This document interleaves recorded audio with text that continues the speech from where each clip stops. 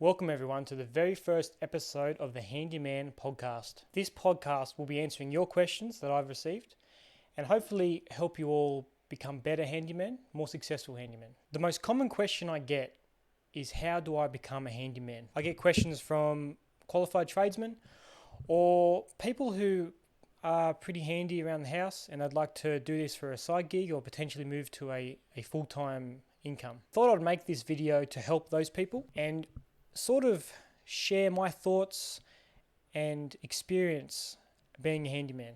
Before we become a handyman, we need to know, what is a handyman? Google's definition of a handyman is a person able or employed to do occasional domestic repairs and minor renovations. That's fairly accurate. There are definitely levels to different types of handymen. That leads me to my next point. You need to decide what handyman you want to be. Now, like I said, handyman is a spectrum. You can have a handyman who is doing unskilled work, e.g. mowing lawns, weeding gardens, etc., all the way up to having a multi-million dollar revenue raising business, employing many people from the community and doing medium to large scale projects for different clientele. It is good to know what handyman you want to be before you start, because this will determine the different structures and the setups that you need to put in place to be able to achieve your goal. I'm going to give you a must-haves which can be applied to any level you want to start as a handyman. These are essential to you, to your business, and to any of your clients that you're going to be working for. The first must-have is an ABN. Now here in Australia, you need an ABN, which is an Australian business number, to operate and run a business correctly. An ABN is free for anyone to get, just requires an online form and you'll be set up and ready to go. The next must-have is public liability insurance. This protects you if you have an accident, if you smash a window that's worth $20,000, if you accidentally burn down a house. Public liability insurance is a must-have and you need to have it to protect yourself and your family. It's extremely cheap for the cover you can get. Me myself, I pay $55 a month and I'm insured up to $10 million worth of damage. Now as a handyman, I doubt you would reach that level of damage. And if you did, reach out, because I'd love to get your story out to help inform any other handyman out there to avoid your mistakes. The next must-have is you need work cover for yourself. You are an employee of the business. You need to be able to protect yourself and your income, because accidents happen. You may be cleaning gutters and you fall off your ladder.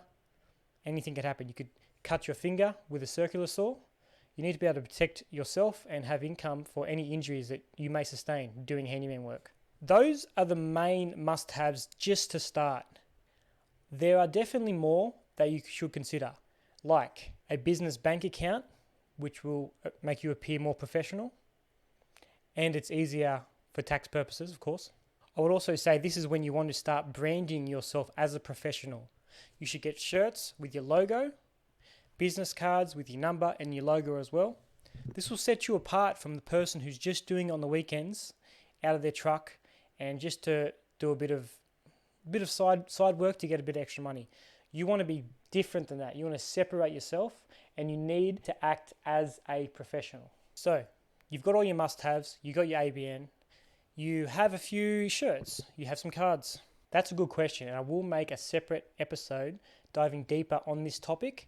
However, what I'll tell you is what I did to get my first clients. The very first thing that I did, once I had all my must-haves in place, my insurance, my ABN, my branding, my business account, I typed up all of my business information, my ABN, included my insurance documents, and I also included the type of work that I like to do. And this is where you can determine what handyman you want to be.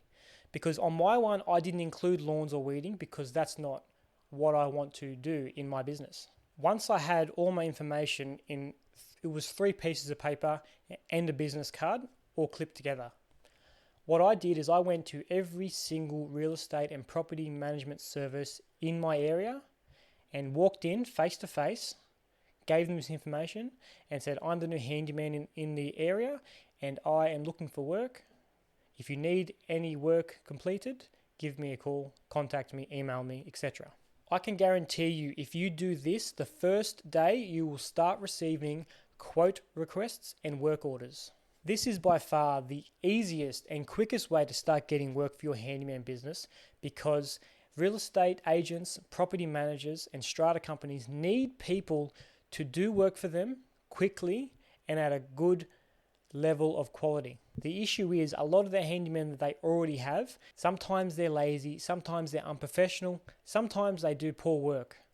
This is an opportunity for you to get work, get in the good graces, and build your company. I'm going to give you one more tip before I end this episode 1. You need to be professional, and I did state this earlier, but I'm saying you need to be professional. As soon as you get a quote request, a work order, you need to contact that tenant, that property manager, and organize a time to either do the work or give a quote.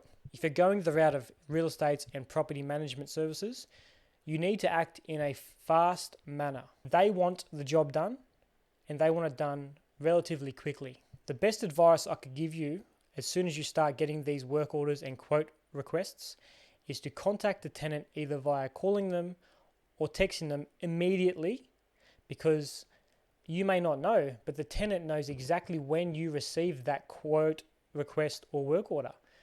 Most of the tenants are signed up into a software system that helps the agents run and maintain the properties. So this is important for you to know, because they know when you have received it. And I've had times when I've just received a work order and I get a call immediately from the tenant saying, "Hi, I just saw that you received a work order for this thing in my house. When are you able to book it?" So the longer you wait, the worse it gets for your reputation. You want to be able to fulfill work orders, submit quotes, and do the work in a timely manner to a high standard. And if you can do that, you will retain that property manager. You'll retain that strata business. And these businesses are the easiest to get into. And if you can hold them, they will give you consistent income, regardless of the economy, because if a door has fallen off, the landlord can't wait a few months until they have some money. They need to get that fixed now, and you need to be there to install it. I hope some of the information I've put in this video will help you out. If you have any other video ideas, leave comments below, contact me on my socials, and I can make a separate video dedicated to that. I know there's a lot of questions out there. There's also a lot of misinformation, and I'm always learning. So whatever I learn, I'm quite happy to relay to every one of you, and hopefully excel your handyman construction business so you can be successful and support yourself and your family. If you like this video, consider subscribing and liking, following on TikTok. If you know anyone who's starting their handyman business, send them this video. They'll thank you later.